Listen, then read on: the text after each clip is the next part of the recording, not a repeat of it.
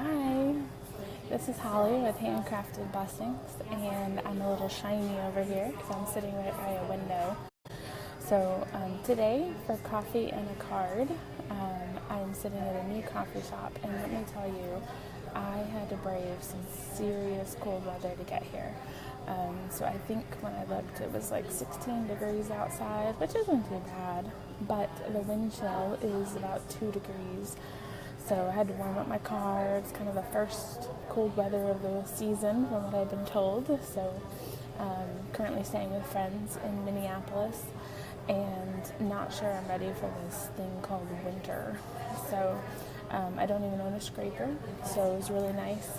The couple that I'm staying with, they had a scraper, and Tim went outside and scraped my windows for me. It was really awesome. So yeah, kind of excited.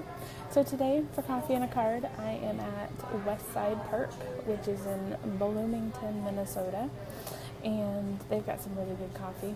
I'm having a caramel vanilla latte in a very pretty little blue mug right here. So it's very tasty.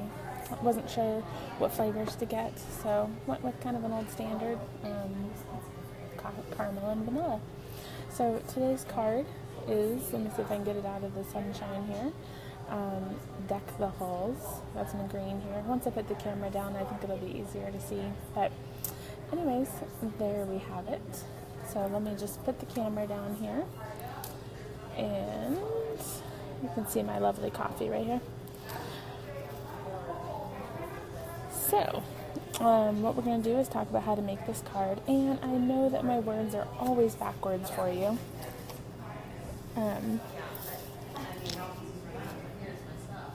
So there we go. Yep. So I know the words are always backwards, but part of that is because I have to have my phone facing me so that I can actually see what is happening. So this card is kind of non-traditional colors, and done it out of a green, white, and black combination.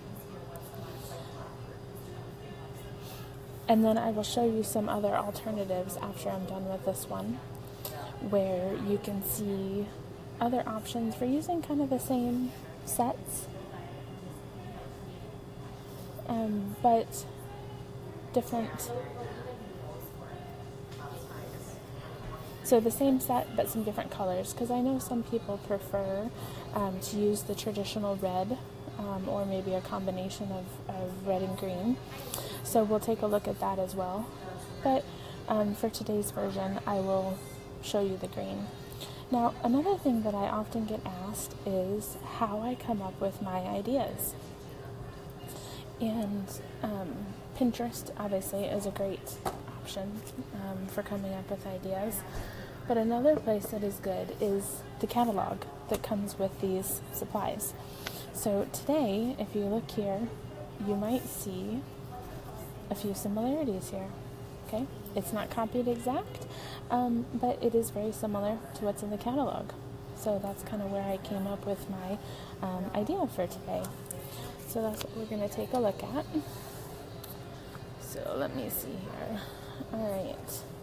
So what I have done is, before I come, I always cut up all of the supplies for these cards so that I can just make them right here on the fly.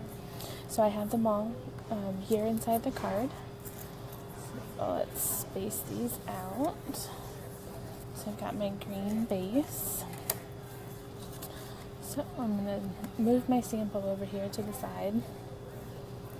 And I'm going to start with this green and white sheet. So you can see the back side is very pretty as well, but I'm not going to use that today. Didn't want to go with Christmas trees. Or I guess they're not even Christmas trees. They're really just trees.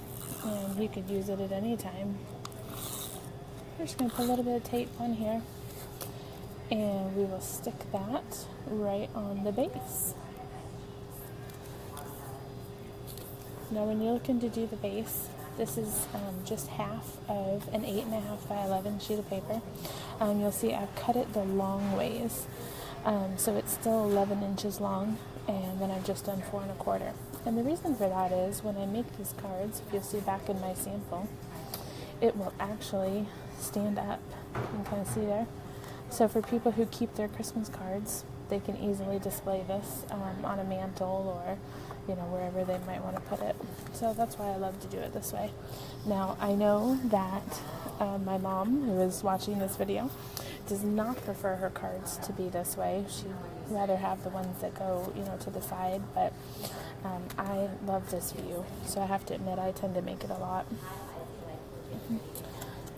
So now, I'm going to take my white sheet that we need to stamp the stamp on.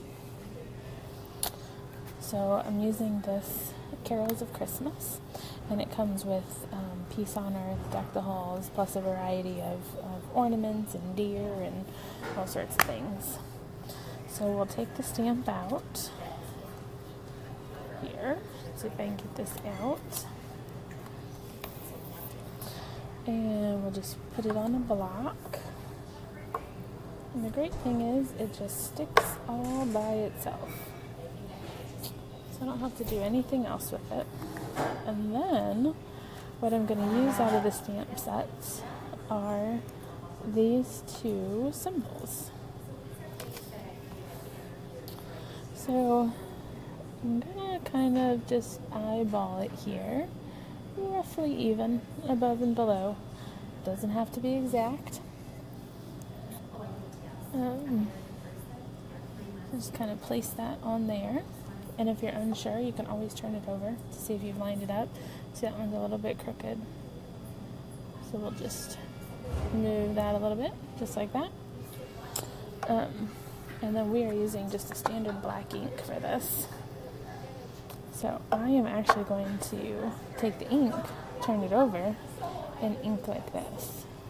Sometimes when you're doing bigger stamps, it is easier to turn it over and do it like this. So we'll get it nice and inky, and you can kind of see when you've missed some spots. And I think it's nice and inky. So I'll take my white sheet of paper here, and we're just going to turn it over, roughly centered. I just kind of eyeball it again. So this white that I'm doing is 3 inches by 4.5 inches. And there we have it. Deck the halls. So now what I'm going to do is turn this into a banner. And if you see back here in my sample, you can see where there is a curve. So you have a couple of choices when you do it like this. You could take your card and you could cut straight from the corners. But what I find is I have trouble eyeballing where the center is. So what I like to do is start from the middle. And I do a little cut up the middle, kind of as far as you think you might want your banner to go. And then I go from the edges to that center cut. So do it from one side and then from the other. Kind of a fun little trick that I learned to make a cute little banner to your bottom like that. So we'll just take those two pieces and set those aside. And then what we're going to do is make a little star to go in the middle, and I'm going to use the same scrap that I did when I was making the sample. So I'm going to take another stamp here. Got my clear blocks. I love these blocks. They make it so easy to put your stamps on. So we'll do this, and I apologize if you are making comments. I can't see them yet. I'm having trouble loading my comments, so I'm working on that over here on the side. So give me just 1 second. Let me see if I can get that. So this here, I'm going to be using a green ink called Old Olive. Again, just sticking with the green theme. So I'm going to ink up my, I don't know, what do you call that, a flower, a star, poinsettia leaf? I have no idea. Let's be honest, I'm not real good with the flowers. So we're just going to stamp that right there. Ooh, and I got some edging. So what we're going to do is we're just going to do another one. Now, if you only have the exact size that you needed, one great way to handle that is just to turn it over and stamp it again. Hi, Lorraine. Hi, Pauline. And I did it again. So what we're going to see is we're going to be cutting this out anyways. So I've got my punch. This is a 3/4 inch punch. And I'm just going to line up my flower. And look at that. It's going to take off that part that was messed up anyways. So that's going to work perfect. Oops. Sorry, guys. Didn't mean to bump the camera. So you'll see it actually didn't matter that I kind of messed up there. Let's see if we can get it. There we go. The sun's a little bright today because of the snow. But it didn't actually matter that I messed up on the stamping, because when I popped it out with the circle, it worked fine. So what we're going to do is we're going to take a dimensional, probably one of my favorite crafting tools, and we're going to just stick a dimensional on the back here. I always wonder what people at the coffee shop are thinking, you know, because I'm sitting here looking like I'm talking to myself, but really I'm talking to all of you guys. So you see we just pop up the little flower right there. And then I'm going to take a strip of another sheet of paper, and really it doesn't matter how much of this you have. I cut it 1/2 inch wide, but length doesn't really matter. But this is going to make the little banners that are sticking out from underneath here. So I'm just going to cut this in half, kind of, you know, wherever. And then on the back of my banner, just going to turn that over. I'm going to stick some tape, kind of, you know, wherever. And we are going to crisscross our little strips. And let's see here, we'll just put them like that. That's kind of how I want. So now you'll have to pick up one with a little bit more tape. There you go. Oh, and Pauline, you're watching while you're waiting for your twin girls to arrive. Oh my goodness, you will have so much fun with them. What a fun age. Maybe they will be able to craft with you. So what I'm going to do is I'm just going to trim these little pieces. Again, there's no right or wrong way to do this. Just kind of trim a little bit off to make them look kind of like flags. You can do a little bit, you can do a lot, however you kind of like. Probably did a little too much there, so we may just pull this one down. We're going to take that off, and we're going to pull it a little bit lower. And that's the beauty of taking stuff off the back. You can't even tell what you did. So I can do that. And now I have 2 little flags cut at the bottom. So now I'm going to use my dimensionals again. And we're going to put some dimensionals on each corner here. The reason I love dimensionals is because they just pop everything up. I may be obsessed. It's true. But you just can't go wrong with these things. Some people say you can't put too many. That's probably true. Although, I don't know. I guess if I use the whole sheet of dimensionals, that might be too many, because that is like 100. But, so we'll just take all those backs off, and we're going to come back here to the card base. Now, let me give you a little tip. Always check to see where it opens before you put something on. When you put the base down, it doesn't matter, because the stripes go the same no matter what. But when you get into the words, I have been known to make my cards like this, where they open upside down, like this. So we're going to turn it around so that it opens there. And we're just going to pop our banner right there in the middle. And there we have a green and white, kind of untraditional Christmas card looking thing, card. You gotta love little words, right? And you'll see it looks just like the sample that I showed you, and with a little of an exception, again, just like the picture in the catalog. So if you ever are lacking for ideas, the catalogs are a great place to get some ideas. Now, what I wanted to show you was that I know some people prefer a red or a red and green Christmas card, a little more traditional. So the other ones I made, we got this one here. It says Peace on Earth, and you'll see I've got some stars here. There's a silver snowflake actually behind these words. And then this cutout here that you see is actually what's called a thinlet. And it comes bundled with the same stamp set. And you'll see here, let's see, these pieces right here. So you just stick that down, this frame, and it just immediately makes an elegant Christmas card. Or really, not just Christmas, but all sorts of other cards too. But I'm in the Christmas mode right now. I mean, it's snowing, there's Christmas lights sitting next to me, and, well, my name is Holly, so I should love Christmas, right? Yeah, Pauline, you're right. It is a simple and cute card. It's very easy to make, and that's where those thinlets came in, and this was just a red card.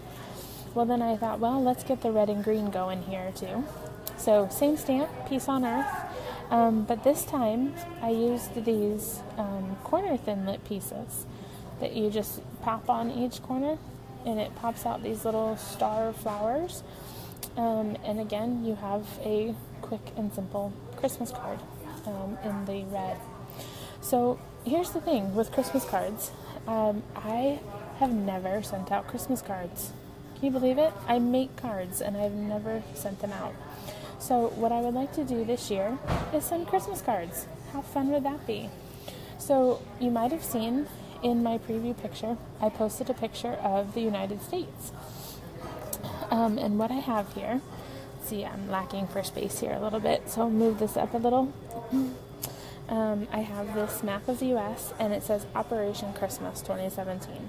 Because what I want to do is I want to send Christmas cards to somebody in every state. Or, 10 people in every state. That'd be cool, too. But I would like your help filling in this map. So if you can send me your address, I will mail you out a Christmas card. It might look like one of these. It might be different because I've got a bunch that I'm looking to make. But I would love to fill in this map and send to everybody in the United States. So send me your address, and I will send you a Christmas card. And I'll also put the map on my Facebook page so you can kind of track where we're at in covering the country with Christmas cards. And in the meantime, I think I'm going to sit here and sip my coffee and enjoy the rest of what's left of this morning. So don't forget, send me your address so I can get every state in the country. If you know somebody who might want a Christmas card, maybe you think somebody's day just needs to be brightened, send me their address and I will mail them a Christmas card. Hi, Linda. Welcome home, since you just got home. But yeah, help me out with sending Christmas cards, and I think that is all for this week's Coffee and a Card, and I will catch you next week. Have a good day.